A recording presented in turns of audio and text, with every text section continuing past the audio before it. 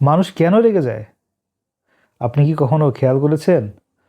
ছোট একটা কথায় হঠাৎ রেগে যান, পরে আবার নিজেই ভাবেন, আমি কেন এমন করলাম? আজ আমি সহজ করে বলবো, মানুষ কেন রেগে যায়।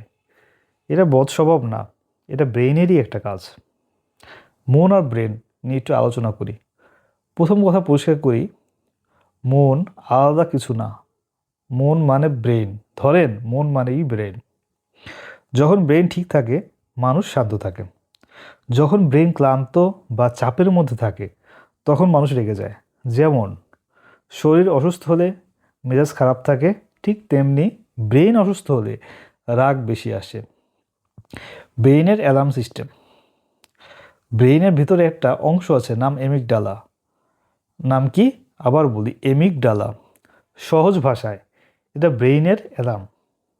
যখন অপমান লাগে, ভয় লাগে, বেশি চাপ পড়ে, এই অ্যালার্ম বাজে। ব্রেইন তখন বলে বিপদ, নিজেকে বাঁচাও। মানুষ তখন জোরে জোরে কথা বলে, চেঁচিয়ে কথা বলে, রেগে যায়। এটা তখন আর কন্ট্রোলের ভিতর থাকে না। শরীরে কি হয় তখন? রাগ উঠলে শরীর নিজে নিজে কাজ করে। যেমন হার্ট জোরে ধড়ফড় করে, মাথা গরম হয়, হাত পা শক্ত লাগে। কারণ শরীরে কিছু হরমোন বের হয়, যেগুলো লড়াইয়ের জন্য বানানো। এই সময় ব্রেইনের বুদ্ধির অংশ কিছু সময় বন্ধ থাকে। তাই মানুষ ভুলভাল কথা বলে, পরে অবশ্যই আফসোস করে।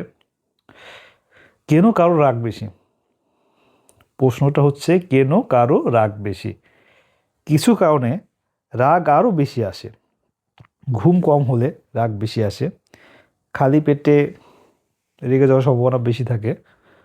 বেশি টেনশনে থাকলে মানুষ অল্পতেই রেগে যেতে পারে। এছাড়া সংসারের চাপ, টাকার চিন্তা, এগুলো ব্রেনকে ক্লান্ত করে। ক্লান্ত ব্রেইন ছোট কথাতেই রেগে যায়। এটা মানুষের দোষ না, এটা শরীরের অবস্থা। এখন রাগ কমাতে কি করব? রাগ কমাতে বড় কিছুর দরকার নেই। ঠিকমতো ঘুমান, খালি পেটে রাগের কথা না বলেন।